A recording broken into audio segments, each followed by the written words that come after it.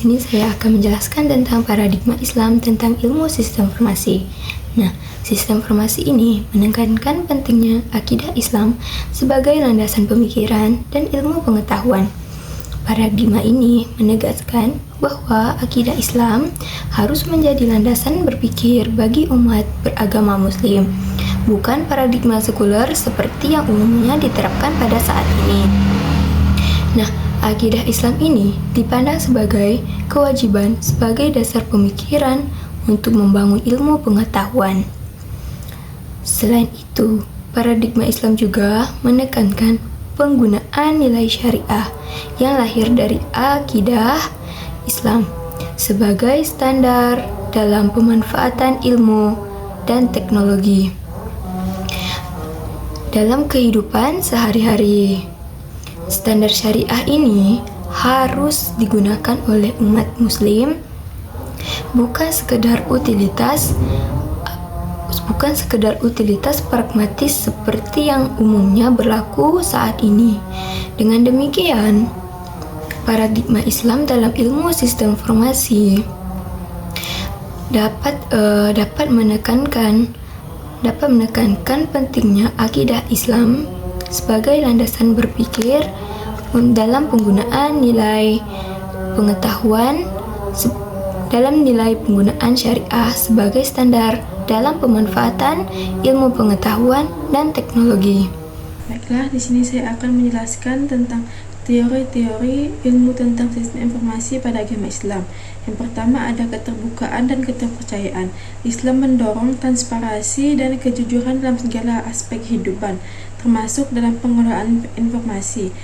Sistem informasi yang dibangun haruslah terbuka dan dapat diterpercaya agar dapat menghasilkan keputusan yang adil dan berkeadilan. Keterhubungan dan keteraturan. Konsep tauhid dalam Islam menekankan pada kesatuan dan keterkaitan antara segala sesuatu. Yang kedua, informasi dalam Islam terdiri dari dua jenis, yaitu informasi yang mendasar yang berasal dari wahyu, yakni Al-Quran dan hadis, serta informasi ilmiah yang diperoleh dari hasil penelitian dan kajian terhadap fenomena alam dan sosial. Sistem informasi dalam Islam harus dilakukan oleh tabayun, yaitu memeriksa informasi yang masuk agar tidak dapat menimbulkan prasangka yang buruk.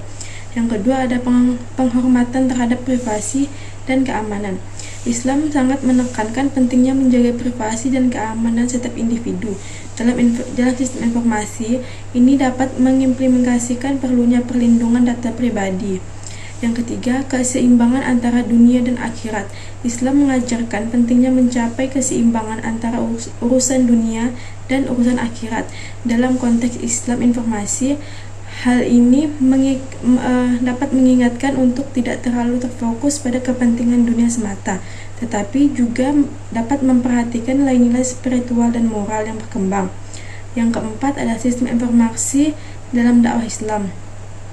Penerapan sistem informasi dalam dakwah Islam meliputi dengan penggunaan teknologi informasi yang mendukung proses dakwah, seperti menggunakan akun-akun media sosial, pengembangan sistem informasi dalam organisasi dakwah, dan penggunaan sistem informasi pengelolaan masjid. Penerapan sistem informasi berbasis teknologi informasi juga dapat memaksimalkan pelayanan kepada masyarakat seperti yang dapat dilakukan pada Kementerian Agama Republik Indonesia. Penggunaan sistem informasi pada dakwah Islam dapat memberikan pengaruh yang positif terhadap penggunaan dan kepuasan pada pengguna, khususnya para pengurus masjid. Sistem informasi sangat mempengaruhi secara langsung bagaimana manajemen mengambil keputusan, membuat rencana, dan mengelola para pegawainya, serta dapat meningkatkan sasaran kinerja yang hendak dicapai.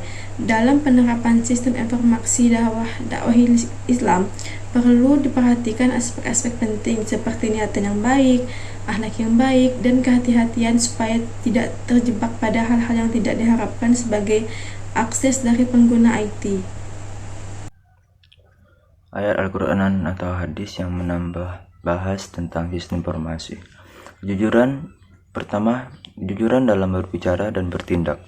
Dan janganlah kamu mencampur-adukan yang hak dengan yang batil, dan yang kamu sembunyikan yang hak sedangkan kamu mengetahui. Al-Baqarah ayat 42. Hendaklah setiap orang dari kalian berbicara agar ia berkata yang baik atau diam. Hadis riwayat Bukhari dan Muslim. Yang kedua, perlindungan privasi dan keamanan data. Hai orang-orang yang beriman, jauhilah kebanyakan purba licik. Sesungguhnya sebagian dari purba itu adalah dosa. Dan janganlah kamu mencari-cari kesalahan ke orang lain. Dan janganlah sebahagian kamu menggunjing kebahagiaan yang lain. Sukakah seorang di antara kamu memakan daging saudaranya yang sudah mati? Maka tentulah kamu merasa jijik kepadanya. Dan bertawakkallah kepada Allah. Sesungguhnya Allah Maha menerima taubat lagi Maha penyayang. Al-Hujurat ayat 12. Selanjutnya, nomor 3, penggunaan ilmu pengetahuan untuk bagi kebaikan. Allah menaikkan derajat orang-orang yang beriman di antaramu dan orang-orang yang diberi ilmu pengetahuan beberapa derajat. Dan Allah Maha mengetahui apa yang kamu kerjakan. Al-Mujadilah ayat 11. Keempat, tidak menyebarluaskan fitnah atau segalanya yang atau informasi palsu. Dan janganlah kamu mengikuti apa yang kamu tidak mempunyai pengetahuan tentangnya. Sesungguhnya pendengaran, penglihatan, dan hati semuanya itu akan dimintai pertanggungjawaban. Al-Isra ayat 36. Oke, sekian, terima kasih.